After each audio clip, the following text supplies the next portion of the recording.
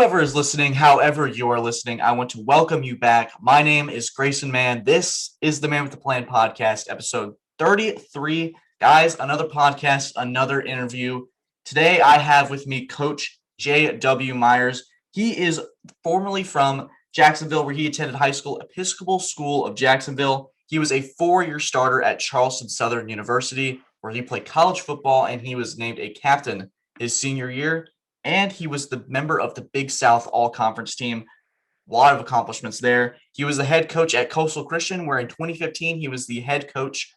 He was the coach of the year, and he was region champs. And now he's currently the head football coach at Pinewood Preparatory School, where he is going to start his new job with the AD position, the athletic director, the man behind everything, starting in the fall of 2021.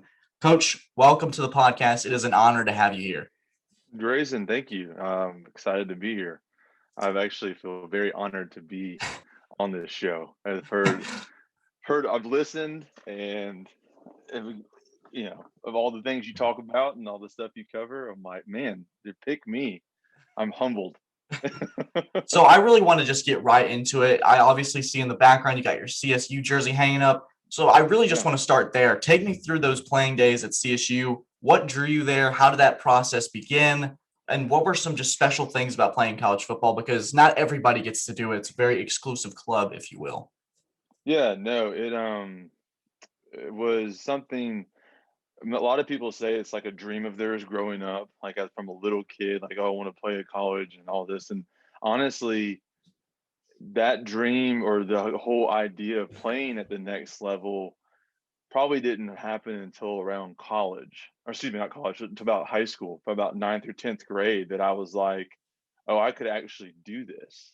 Um, prior, when I didn't start playing football until 7th grade, and I was always very big for my age, and I didn't play like Pop Warner or anything like that because I would have been playing with much older kids at that time. So I didn't start playing until middle school. And then about ninth and 10th grade, I realized, hey, I'm actually kind of good. Like, like the coaches, like a coach that I had who was pretty influential in high school for me. He saw something in me and started to say, okay, pushing me to go to some camps and to combines and kind of try and get some exposure. And that's when I started seeing myself against peers around the city and other players. And I was like, okay, like I got something, I can do this. So it really began like, once I realized that, I started putting a lot of focus and energy towards that. I was, what I was playing, like I was playing football, I was doing basketball, and then I would be doing weightlifting, or I'd run track. And I was trying to play sports that were all complementary or would help me achieve my goal of playing at the next level. And then through high school, about junior year, I focused more on just the football and track and weightlifting because I was doing a lot of just, okay, how do I earn a scholarship?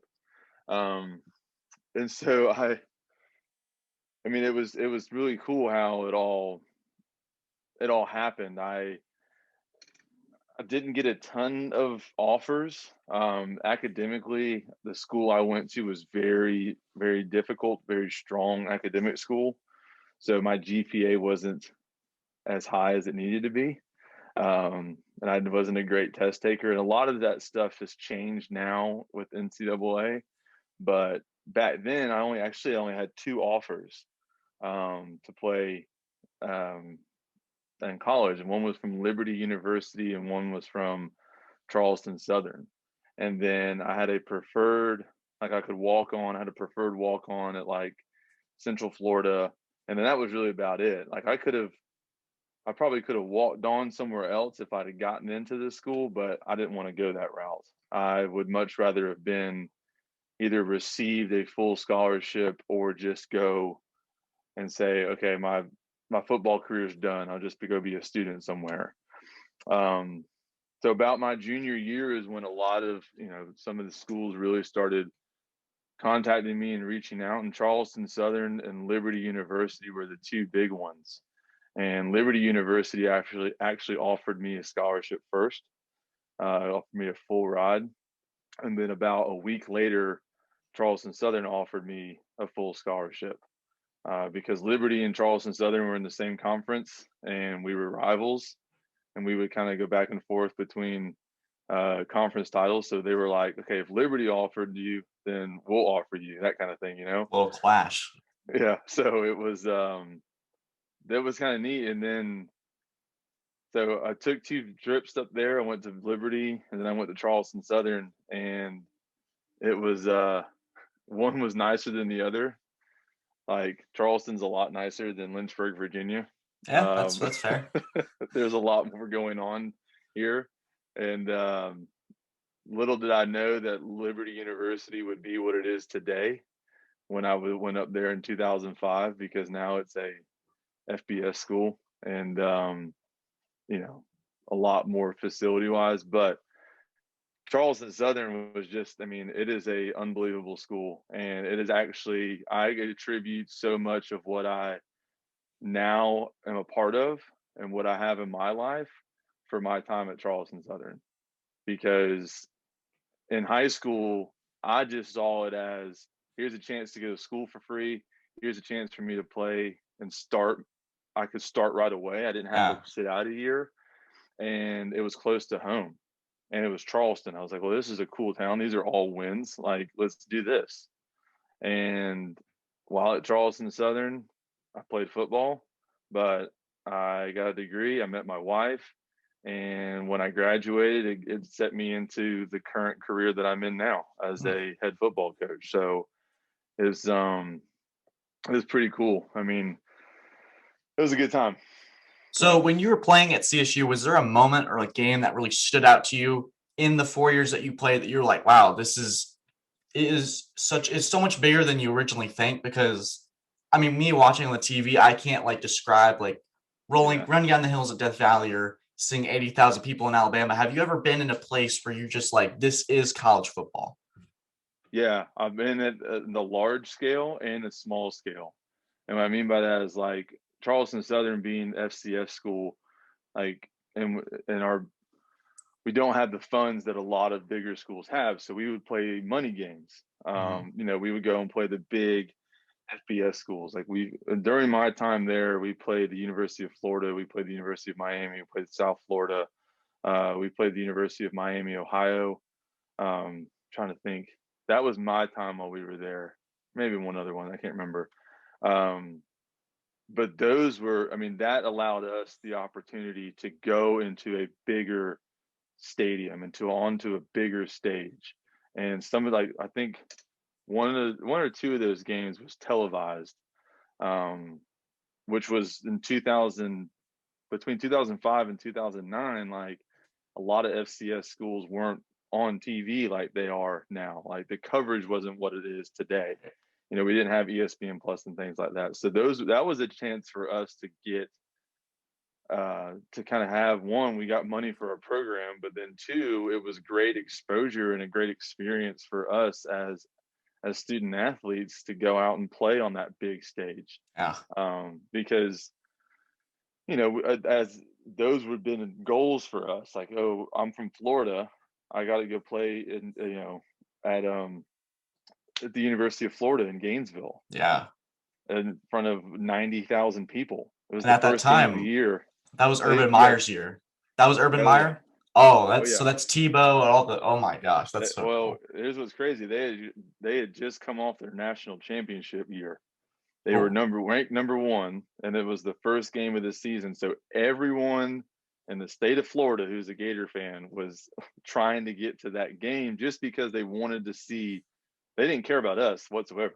They just wanted to see their team. So I mean, it was a packed house. I bet. I know that was the peak of Florida football at that time. That was the peak of Florida football for sure. I mean, because you had the big names out there that all went on to play at NFL. I mean, then you had, I mean, it was that's for us was the peak of our experience in terms of, like, that year we started off with the University of Florida as the ranked number one in the country, and then I would say, another exciting, games we had were even our conference games and our rival games. Like the years that we were ranked last, like we were always ranked near the bottom at Charleston Southern in our conference.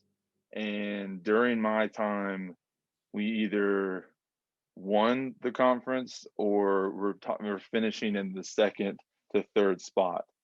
But we would always come from the bottom. Like we were always the underdog. We were always this doormat school in a way.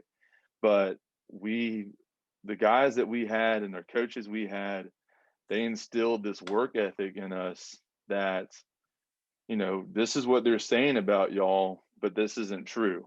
Right. And we always came out and we always, whether we won the conference or we were somewhere in that top, we would always climb up. And that's where, that was always something I think I took with me leaving Charleston Southern as this mindset of this underdog mindset. I've always been the underdog. I've always come from a place that doesn't have the flashy things, doesn't have all the studs and the stars, but we're just freaking hard workers. And and that's what I even try to put into my coaching now and even my life. But Florida was the top game. I can remember games against Liberty. Actually, probably one of the best ones was Coastal Carolina. Those were always fun games. Teal Field. No, they weren't teal then. Oh, They just had regular grass. oh, Actually, it was funny. One of the coldest games I ever played in was in Conway, South Carolina. It really? was about Not 35 South degrees. Carolina. No way. Oh yeah, no. It was the weirdest thing. It was like, of all the places you would have thought Ohio would have been cold, but no. One game in Conway, it got down to like 35 that night. And I Huh. remember sitting on the sideline holding like hot hands, like hand Yeah. warmers, and just sitting like this until it was my time to go like offense Yeah. back on the field, and then I'd go out and go. But we ended up winning that game Uh, pretty handed, like pretty well. And uh, but I don't know why I always remember it just being so freaking cold. And I was like, this is terrible. it could. I hate the cold. I'm convinced that can't be South Carolina because the weather here Oh, it changes was. like it's like this all the time. Oh It yeah. continues. That's crazy. So Yeah. a lot of people are like you, and like in high school, they have this dream of playing college football. If you could sit in a room with a bunch of prospects and give them advice on what it takes, how that process works, what would you tell them? Phew. It is the even in 2005. So like 2003 to 2005 was kind of the whole run of my recruiting, like college recruiting. Even at that time, without social media that we have today, it was still a pretty crazy experience. Um, I would say now it's even more crazy just because Yeah. of social media, but it's almost something to be said, like getting phone calls. I would get phone calls on my house phone that the coaches would leave on our answering machine because we didn't have the cell phone like I Right. do now. Like that didn't come along until later, but like, I'd come home and listen to the answering machine and be like, "Hey, this is Coach Kelly from Charleston Southern. This is Coach whoever from this school." Like, just stuff like that. But I would tell the kids like, don't almost enjoy the process, enjoy the time, because it can become so overwhelming and so just like almost taking the fun out of it. Like, okay, enjoy this time of these schools inviting you to come to their camp, or inviting you to come watch a game, or inviting you to come up to actually tour the campus because they're really interested in you. Like, and enjoy that, because it only happens once, Right. and you're the lucky one that's getting courted in a way. It's Like like you're being a the movie you're the star. yeah, it It, is. yeah. And even if it's a small D2 D3 school or D2 school, like they're still going to try to make it as great of an experience for that recruit as they can. Right. And it should be fun, and it's supposed to be fun. But I'd also say, from like, if you're trying to get recruited or you are being recruited, don't lose sight of what you're currently doing. Like, don't lose sight of like you're still a part of your team in high school. That's what you've committed to, and that's what your focus should be on. Like, don't let this whole recruiting thing become this outside distraction Right. that's going to pull you away, because they could remove or drop that scholarship or stop calling you Like like that. that, Yeah. and then what? Like, what are you going to do? So you have to just keep doing what you're doing and focus on what you've committed to, um because, like, I've actually experienced. Remember how it happened to me? It was like I was talking to a school, and then all of a sudden they just stopped calling. I mean, we were Yeah. talking for a while, and it was just nope, never heard from him again. Mm. And it's like, okay. So then it was, all right, here's the next thing. But focus on what you're doing. Like, stay committed to what you're doing. Enjoy the moment. Um, those are some big things. I mean, and if you're trying to get recruited, like, you have to do something that's going to be eye catching. You have to go out and do something that's going to make the coach want to watch the film after that one play. And Right. they're going to see you do one big play, and that's great. Every kid has one big play. I mean, Grayson, you had a handful of big plays, but like, you can go back to like one huge play you had at Pinewood, Right. right? I've got it saved But on my then phone. I occasionally exactly, visit it. see? But what I'm saying is, like, that's great, but then the coach wants to see, what's that next play after you Yeah. made that big play? What's the next play you're gonna do? What's the It's next play you're gonna do after that? especially being you like get like the one big play. And I think I remember you telling me this actually on the field is it was Wilson Hall, and I had this big third down catch. And then I was in my mind thinking, when is my next one? Like I was so amped up, and then Yeah, Myron threw me like a curl route, and I was like juggling the ball. And I remember you specifically telling me just to like calm down, and the next one will come. You just have yeah, to like let it happen. You can't like get caught up in the moment. And it yep, was just something that's always stuck with me. It's like never get caught in the moment and just continue to look for that next yeah. opportunity. Well, and it's so hard because you want to enjoy the moment, Yeah. but then you have to, like, okay, on to the next play. And that goes for either way, whether it's a great play or whether it's a bad play. Yeah. Like, the best players are the ones with the shortest memory, and the Yes. ones that are good or bad. And okay, I just made this huge play. I mean, you can watch it from any level of on any sport. Right. Like, if you do something that's amazing, like, you make a great catch, you make a great block, you make a great throw, like, whatever it is in any sport, well, the game's still going. Like, you got to come back and do it again. You gotta keep Like, like it's yeah, repetition. move You gotta on. let it keep going. Exactly. Yeah. Exactly. And that's where, those kinds of things, that's what's going to separate you from the pack and what's going to get you noticed, and even down to, like, yes, your numbers are great, your size, your strength, what you run, that's important. Your grades are the most important too, because if you can put all that into one package, that just makes you a extremely marketable kid, Yes. you All know rounded. for sure. So, So but it's all right, go ahead. oh, let's talk about your why you because we had this you were transitioning from CSU. So how did Mhm. that transition from college football player to coach go? Like, because I'm sure like it went like this. What stuck out to you? Because usually people decide to like it's time my time to move on from football. What initially struck you as, man, I want to be a head coach. I want to continue being a part of this game. I'm not done with it yet. uh I don't it's funny because, again, there's for me, like, I have goals, and I've always had goals and had dreams, but it's been like, I would go back to, like, your age or even younger, like high school. It was always like, man, when I graduate, or what I want to do when I grow up, it's like, I want to own my own business, or I want to make money, or I want to get into this profession and be successful. Like, I had all these visions of, like, success being this monetary thing, and, making lots of money, because the environment I grew up in, like, my dad was a very successful, hardworking guy.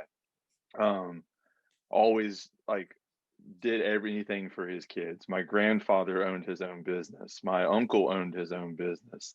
So the men in my life were these very successful, independent, hardworking guys, which I got a lot of that too. But for me, that was my vision of like, okay, I'm going to go into the business world. I'm going to go in the corporate world. Right. I'm going to make a lot of money, that kind of thing, which is great. There's nothing wrong with that. And, and that's where, okay, I got to school for free. Like, I went to school for free on a full ride to play football.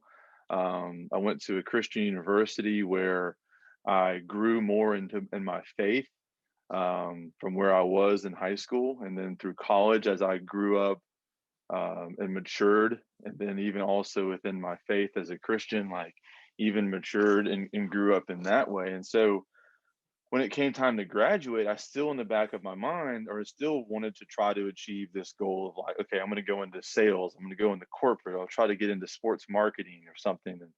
And, let's go out and make some money. And I was like, that was my goal. That was what I was focused on. And my dad, when I graduated, was like, you should look into going back and trying to see what it would take to get a teaching degree. Like try to be a GA. How many credits would you need to get to be to get a degree in education? My undergraduate degree was in communications, and I minored in history because I'm going, what am I going to do with a history degree? I need something that's going to give me like, at that point in time, I also graduated like 2009, which was right around the recession.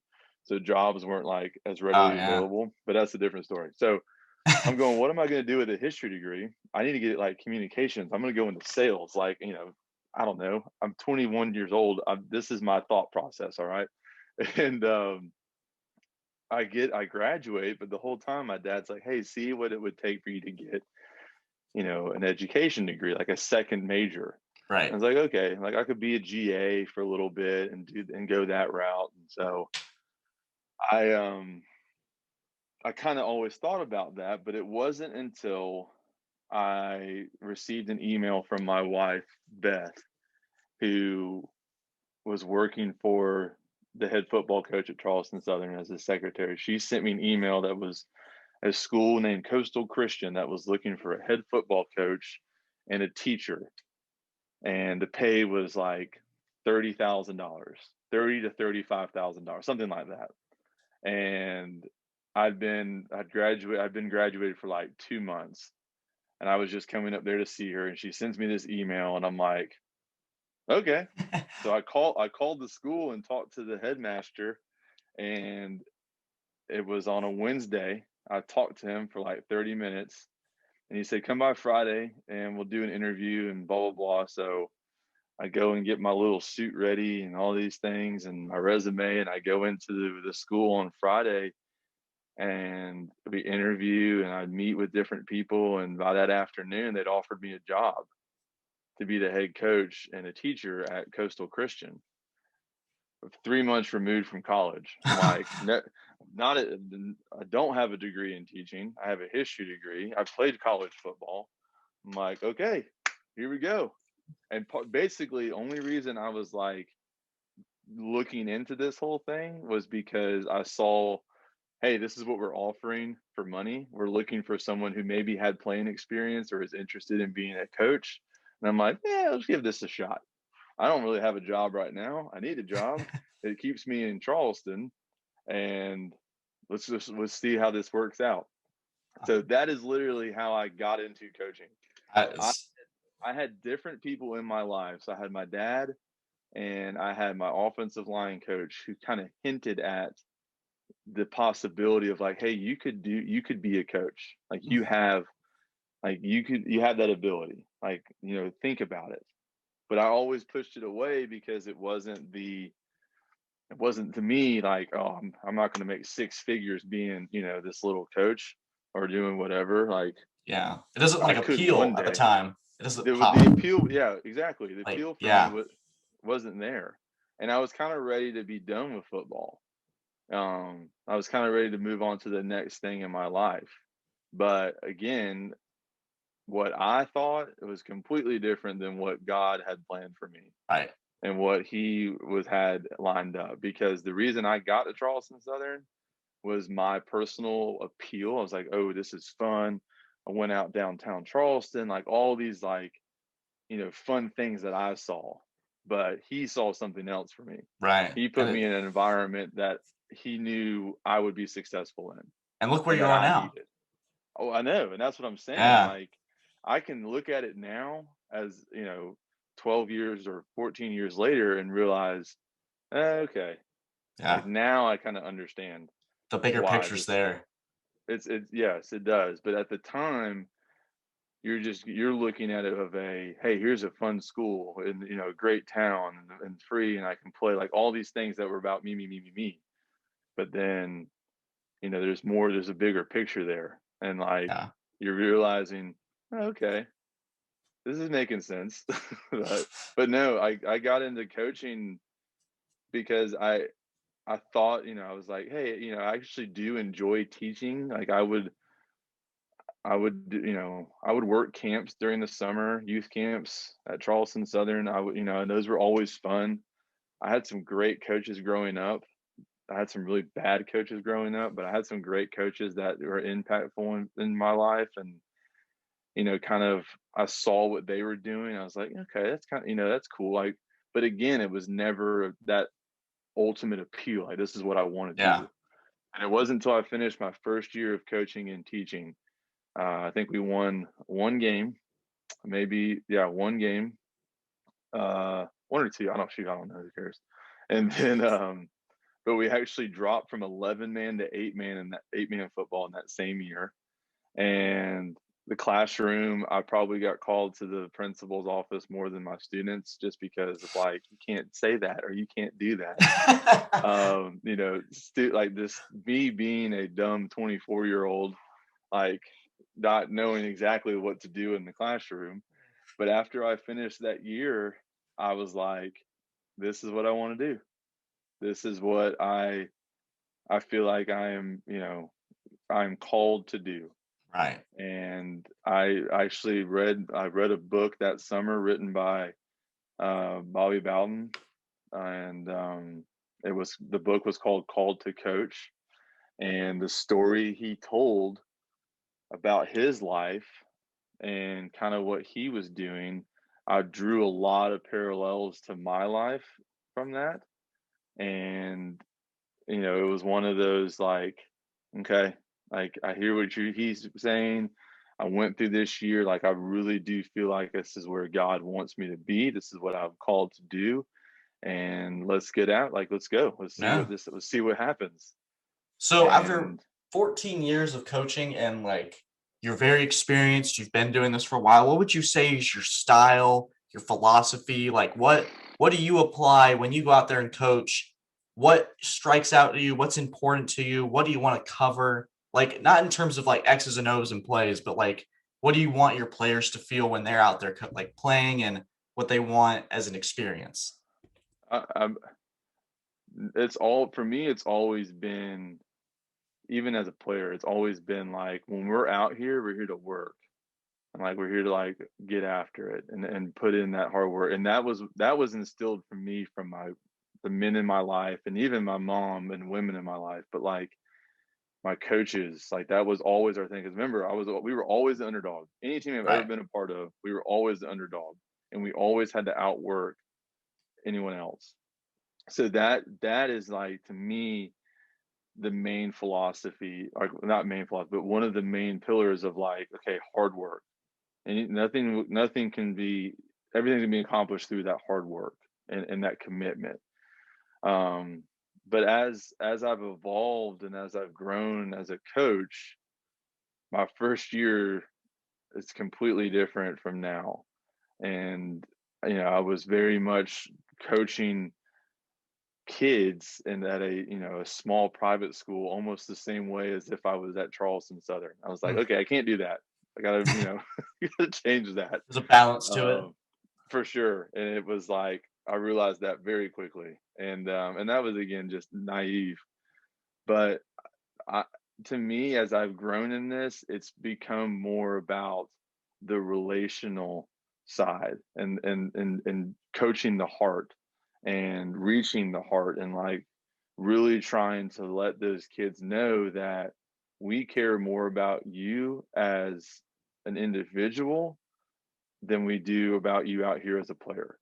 We want you to be successful as a player, and we want you to do well, and we want you to have this unbelievable experience, but we also want you to know that yes, we're going to work hard and we're going to push you and we're going to challenge you, but we also care about you on a completely different level.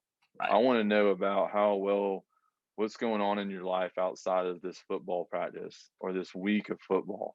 Like, how's school going? That's, what did you do this weekend?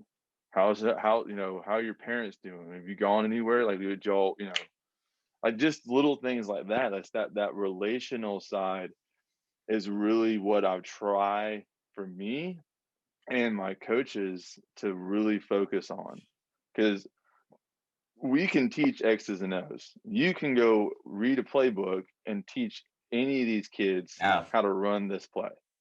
That's easy. But then it's down to, okay, how do I get inside your Grayson's head? What is he thinking? What does he respond to? Does he respond to me, pushing him and staying on him? Or does he respond more to me kind of, putting my arm around and saying, hey, this is what we're going to do? Like a little more, at what level? Like that psychological part, like how, what gets you going? What gets you excited? What gets you mad? What gets you driven and focused to do the things we want to do? And then I want to know about you. Like, what are your plans for college? Where do you want to do when you grow up? Like no, those things that's not even football related. Like that to me, those things, that relational side, the hard work, those are some major pillars in my coaching philosophy of just I want you to know that I care about you, Yeah. not just as a football player. And I had coaches that were like that for me, and it completely changed how I worked for them. Like I respond, like when like my offensive line coach, who's uh, you know second to my father, was the just as inspiration and mentor in my life as my dad. He would chew me out in a heartbeat. Like, and it actually, I mean, it bothered me for so long. But once I realized where he was coming from and how he actually like cared about me and cared about the other guys, not just the offensive linemen, but like other guys on the team, and I saw where his heart was, entire mindset changed Right. to where it was like, okay, I'm going to work for this man now. I'm going to listen to what he's saying, because he cared. Like, he learned too how to how to talk to us, and that's kind of what I would even did. But like, okay, he cares about us. He wants us to do well. Let's get after it. Like, Yeah. I'm going to listen to what he's saying. I'm going to work hard. I'm going to do all these things to not just make myself better, to make our whole unit better, to Yeah. make our whole team better. And that's just a difficult process, because it's not going to happen overnight. Yeah. And it's not an easy thing to do, because we get so caught up in what we have to get done. Like, okay, we got a practice plan. We got to get this done, this done, this done. But then we also got to do this. We also, oh, at the end of the day, we still got to, try to build this relationship with the Yeah. kid, so it's just, it takes time, and it's, but that's kind of where, hard work and, relationships, I would say those are both ones. Like, that's right there. Anything else underneath it is just it, loving on them, caring for them, relationships, and then hard work. And I think I can, especially for the people in the audience who don't know who Coach Myers is, who aren't in that community, I would say that going from me being a player, you were always to me like it was the Coach Myers, the assistant, like never like the head, like it was always Coach Wright. It was always this like overarching thing. And now I'm on the Yeah. other side of it. I'm kind of the technical GA with me and McGregor. And I saw in that summer practices, and what you said right here is just so consistent of what you do on the football field as a head coach, because it was something unique. I was like, I'm kind of excited. This is a new era. Like, and then getting to actually see that result because the kids respond the players respond, not just like emotionally, but I think on the field too, they're fighting for somebody. They have this emotional connection. You care for them. Now they want to go out, not only win, but win for you. And that's something that I was able to see, and just that impact. I was like, wow, this is something I haven't seen in a while. And it's something that I think this actually transitioned to our next question about what makes Pinewood football special to you, because obviously a lot of people listening, they've either graduated or currently go to Pinewood. What makes Pinewood football special? What stuck out? And what are you most excited for in year 2 as the head coach? Well, whenever people get asked the question about what makes Pinewood special, and I hear it all, I've been there, this is my 4th year. It's always, they always say it's the family thing, and that's so true. It is a great community. And, like for instance, your family, like your sister went there, you both went there, you and your brother went there. Your mom has been a coach there. Like that's one family who's been in Pinewood community for a very long time. Right. And there's tons of families that way. So it is very much a family environment, and that's great. But to me, what has made Pinewood so special are the students and the kids that I've come in like contact with and coached. Like the administration's, good, the teachers are good, the people we work with, all that's good, the family environment's good. Like, but to me, it literally is the students and the student athletes. And I've actually looked at this question when you sent it to me, and I thought about it, and it's always everyone. I'm telling you, everyone always says, "Oh, the family environment, family atmosphere," and that, don't get me wrong, it's true, but it's y'all. It's the kids that are there right now. Like they're just great kids, and whether they come from an unbelievable family or whether they come from whatever their background is, but the kids themselves are just such, good kids that are there and stay there. And that's what keeps me motivated and going. Yeah. Like they want to be successful more than anything. They want to do well. They don't know how to do it yet. And they don't know how to accomplish that. And no kid really does. And that's where it's our job to do that, to teach that and to show them that, hey, we don't not exactly know how to do it, but we have a really good idea of how to get there. Yeah. And we think this is the route. And if you're willing to go with us, like, let's do it. Yeah. And in the 2 years that I've been the head coach, that's what I've tried to instill, are those philosophies of like, it may not seem that I'm being compassionate because I'm very intense when it comes to like the moment and what we're Yeah. doing, because it's a passion. And I say it's a passion, and it is a passion, and I disguise it as that. And sometimes it's just me. I got to calm down and not lose my cool. But I love that. They're like the guys. They're the guys and the girls. Every sport, like they want to do well. They want to be successful, and that right there is, if you have that desire, then we can do anything. Yeah. Like if the want is there, then let's get after it. Let's do it. Let's I think go. the hardest part about anything is just having that will to be able to go out there and do it in the first place. Like For sure. putting, Because it's not easy. yeah, it's the initiative. And I think that's what Pinewood taught me so well, is that if you've got something, you've got a goal. And the quarantine actually helped me with what we're doing right now, and what I'm doing Hmm. is taking that initiative, taking that first step. That's the hardest part, is just getting out of bed or getting out of your normal comfort zone and doing something and it's helped me For in so sure. many other ways. And Yeah. in football, I was never the biggest kid. I was never the 5-star athlete. I was just going out there to have fun and practice. And then you learn these things and you become dedicated. You do all these summer workouts and you're with other people. It's just something that playing high school Yep. football does so many things for you. And it's undescribable. Well, no, it does. Whether it's football or any sport, like Mm. it teaches you so many things besides the game, besides just the actual game.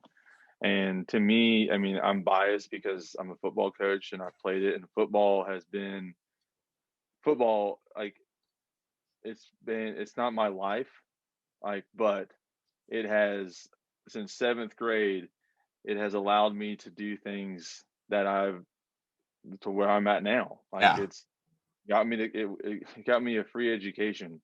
It's gotten me a job. Like, all these things that this sport that I started out playing in middle school has allowed me to accomplish.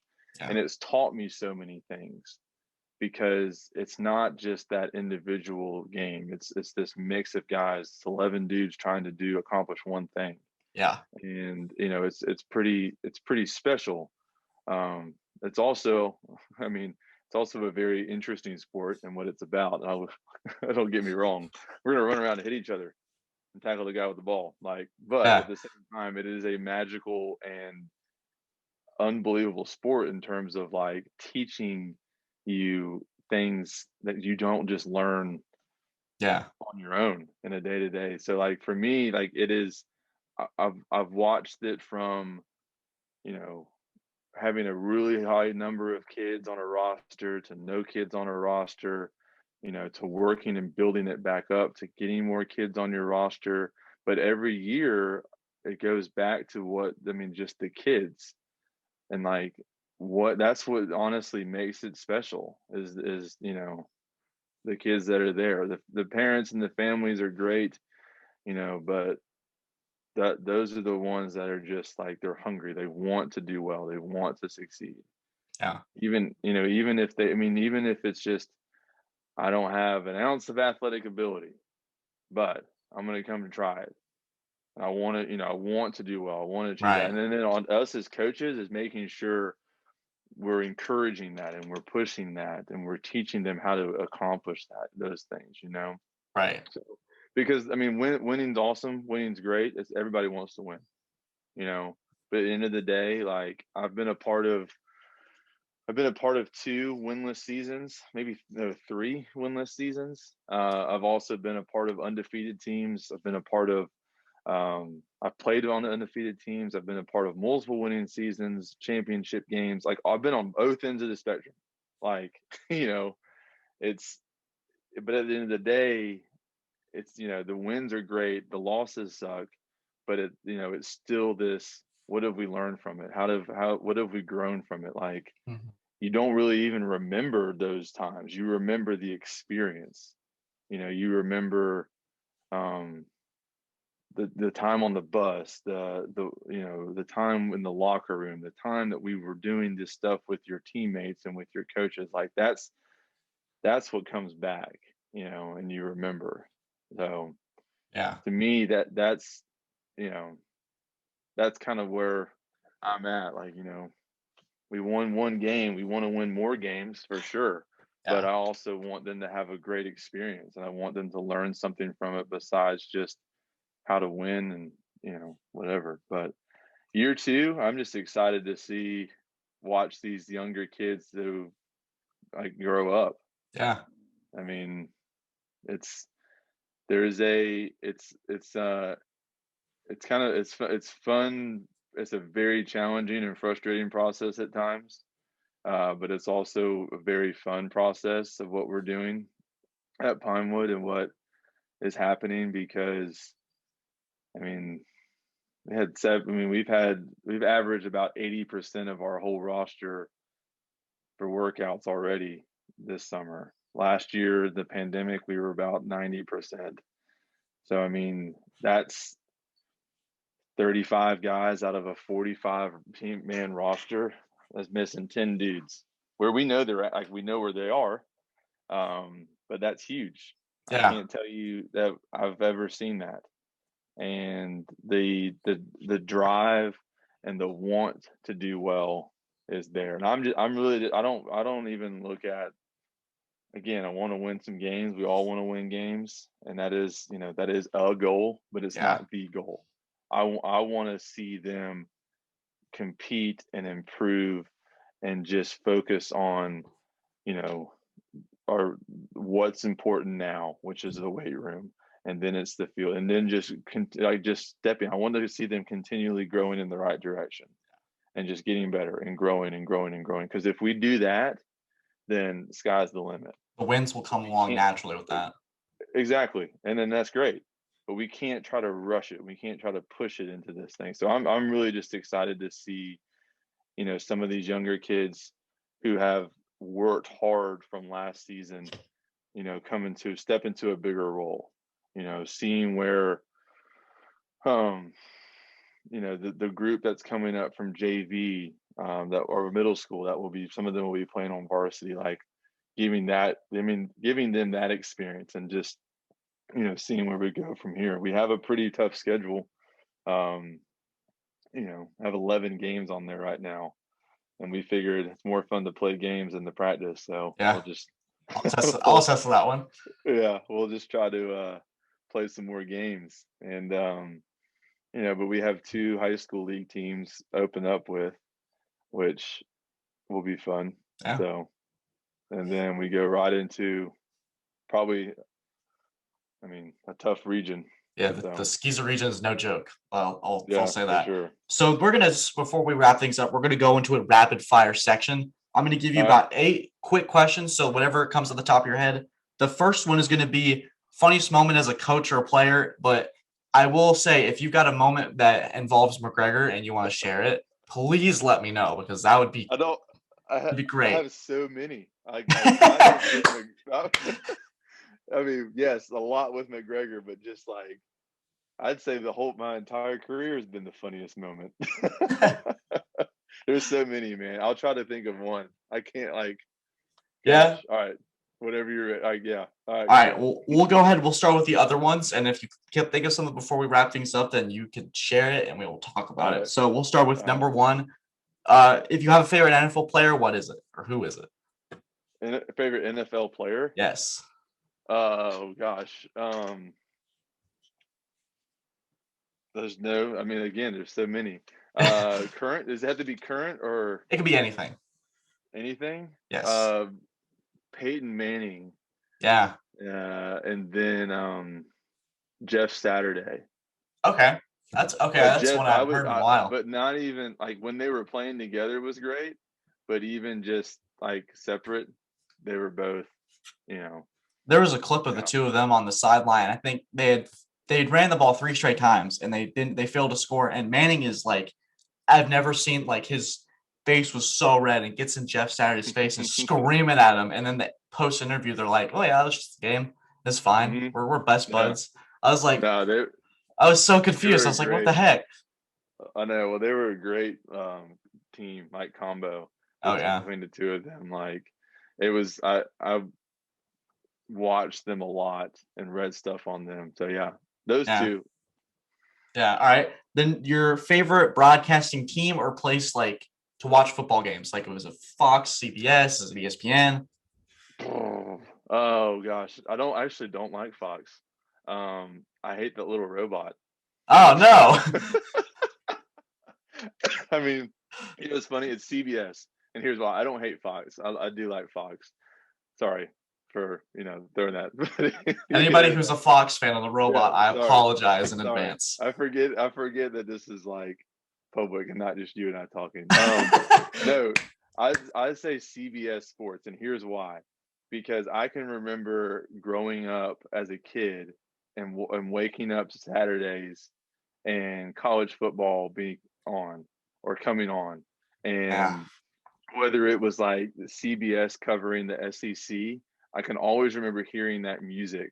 I can hear it in my head right now. Oh yeah, and it's whether in growing up in Florida, and we were in North Florida, so we were gonna get either a Florida game or a Georgia game or someone within the Southeast region, right? Especially on the SEC East teams. We were getting one of these games played, and I always remember the music, and even down to the box, the score and the time, in the corner, and what that looked like. But FLA and UGA. Yeah, exactly. Right in that corner. Yep. And it was always and it's been the same logo and same music, and it's just this traditional thing. And I'm more of I'm big into tradition and those kinds of things. So I just always, I don't know, it's almost nostalgic when I watch it on Saturdays and see that. And when the pandemic came and we had the like the different conferences are playing at different times. When the SEC started playing, I was like, even though I'm a big Clemson guy and I'm a Clemson student, I was like, football is back. Like, we're good. Yeah. We're good. Those two things go together. You heard the music and the announcers. I was like, oh, thank you. I was like, it's been too long. And it was Mississippi State and LSU was that game, and Mississippi State ended up putting like 700 yards of offense. And I was in my college dorm. I was like, oh my gosh. I was like, what's going on? So next one is going to be, if you have a uniform in college or the NFL, what is your like favorite look? Like you see them on the field and you're like, oh, if we could have those uniforms, I'd like something like that. Ooh. Well, I'm going to go ahead and I should have prefaced this earlier. When it comes to the NFL, that is not my main thing. Yeah. Like I watch it and I'll follow it, but when Sunday rolls around, I'm actually done with football for the day. Like, because I've done football Monday through Saturday. That's understandable. I'm about like, okay, I'm gonna watch a movie, or I'm gonna go do something else. Unless there's like no college football on, because once like college football ends, then I'll start watching. But anyways, favorite uniform combo. Again, like I like clean and traditional looks, but not so traditional that it's just boring like Alabama. Yeah. No, that's too like not enough. I really enjoy like Clemson's is just as like natural and clean and like perfect. Like it's not just there's enough. All the right answers, Coach. All the right answers. All the right answers. I actually kind of modeled what we have this year after Clemson. But then again, I also like Oregon. Oregon's but they're on a different level. I don't even think they can be like, you just got to put them separate. They're like in this other corner. They're their uniforms are so cool.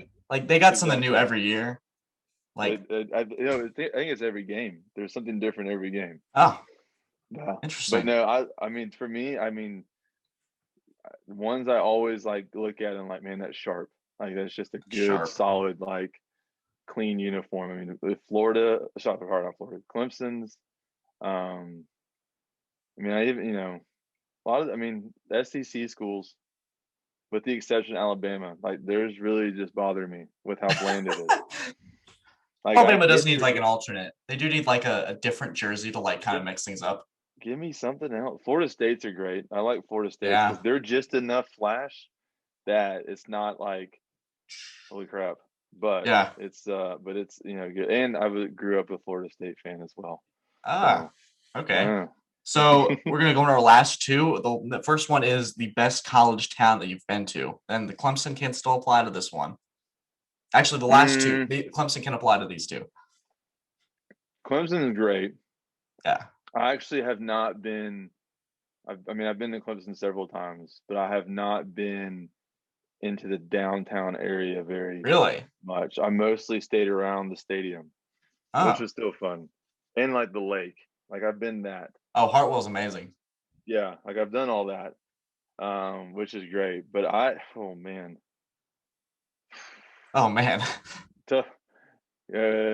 The two that come to mind, I go back to even when I was in golly. The most recent one we went to, was Tuscaloosa. That was a cool experience. But I was also like, I was probably like 28. Like I was older. Yeah. And I wasn't in college anymore. But when I was in college, like I went to Florida, like Tallahassee and the University of Florida, like those were really good college towns. I'd say those four. Those four? Those are the picks. All right. We're going to move on to our all right. It's very early and I'm throwing with you with a lot of stuff that like requires a lot of but who would you 3-year-old man? I've been up since 7.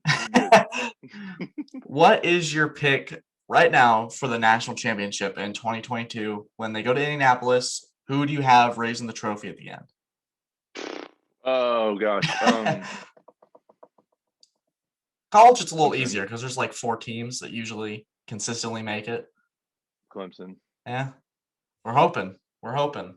I I'm mean, I have no idea praying. what's coming back, Well, but I mean, it's it's pretty all solid. entertaining. Yeah. But it's gonna be Alabama, Clemson, and then Oklahoma might try to sneak in, or Ohio State might try to pay their way in. Like, who knows?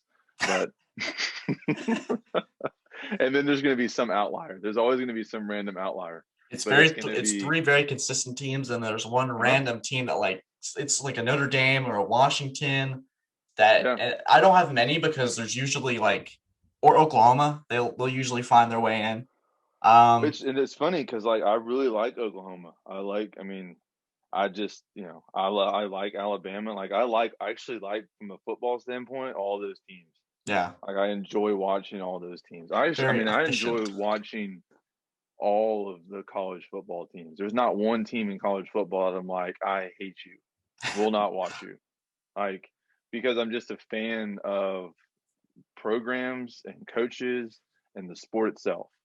But Hmm. then when remove myself from like that side of it and I get into the fan mode, it's like, okay, well, I want to see Clemson do well. I want to see Florida State do well. I want to see teams that I've grown up with or teams that I've married into do well, Yeah, you know. But because that from a fan side, but I also like those schools because of the program. Like I love, what Nick Saban does and what um, uh, Dabo does and what yeah, I forgot his name right now, but all those coaches do. So, yeah. There's a but certain in the NFL. There's a couple teams that I'm kind of like if I had to pick between the two, like I won't be watching Houston this year because there'll be a tire fire. I will not like. There's a specific that's like what teams like really turn me off. Like I'm like I don't really want yeah, to watch that. But with college football, I can yeah, watch yeah, I can watch almost any team and be yeah. like invested. I think I Oh, for sat sure. down and I watched a Marshall Well, like game this. for 3 hours. I was like, what am I doing watching the Marshall, like the Fighting Herd? It Oh was my like gosh, it's crazy. Marshall's great. Yeah, Especially, I mean, I watched it. I'm with you. yeah, But like the same thing, because like NFL, I watched the Rams, um, because I like their coach.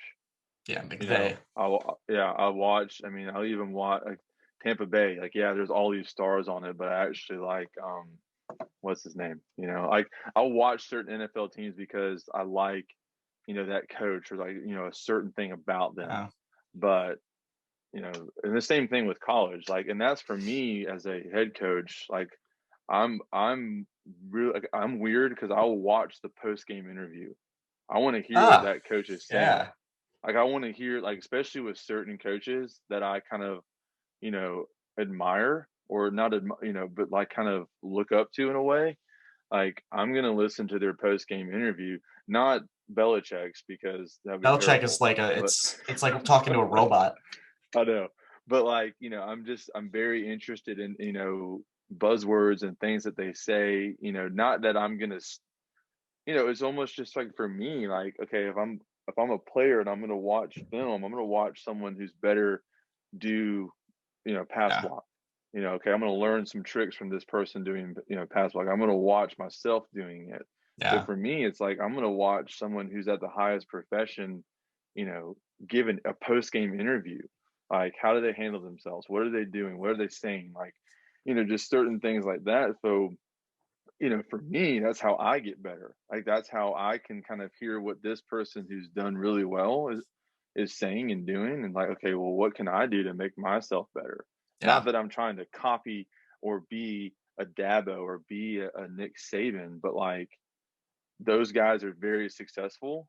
Yes. So why, I'm What just can I do better? what can I do? Yeah, I'm Yeah, learning. I'm trying to just be the sponge and absorb as much information as I can to help me so then I can better my staff and my players, my yeah. kids. Like I can help them improve.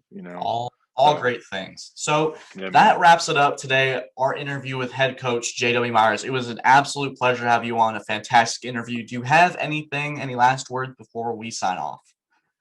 And no, I actually love what you're doing. I think it's great, man. I think you when you told me you were doing this and you kind of put yourself out there, I was like, go for it. Mm. Like, I'm looking right now at your screen, and you got this really nice microphone and these nice headphones. I'm like, besides the paint on the walls in the background, but We'll fix it. very, Very very temporary. professional. Very Yeah, temporary. but no, it was a lot of fun. I was kind of like, I had it on my calendar. I was like, podcast interview. And my wife and I, like, we listen to podcasts and, different ones, and she listens to them more than me. And I was like, babe, I'm going to be on my first podcast interview, and hopefully not my last, but it was a lot of fun. Hey, we'll get you out there. We'll get you out there. Man. First. But all no, right. I think what you're doing is great, and Yeah. keep up the great work, Grayson. All right, well, that was the Man with a Plan podcast, episode 33 with head coach J.W. Myers. If you guys enjoyed, leave a like, subscribe, or leave us a 5-star review to let us know that you're enjoying what you're listening to.